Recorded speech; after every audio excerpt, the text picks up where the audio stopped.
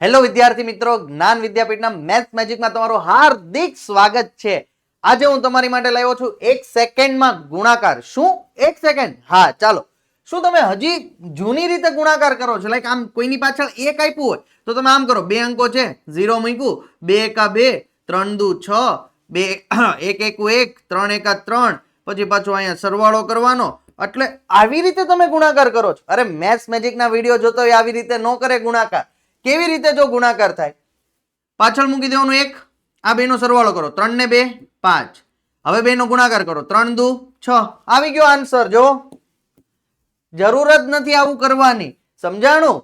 તમે જ્યારે હું તમને શીખવાડીને જ રહીશ કે 1 સેકન્ડમાં ગુણાકાર કેવી રીતે કરી શકાય. આનો આન્સર તમારે મને કોમેન્ટમાં જણાવવાનું છે.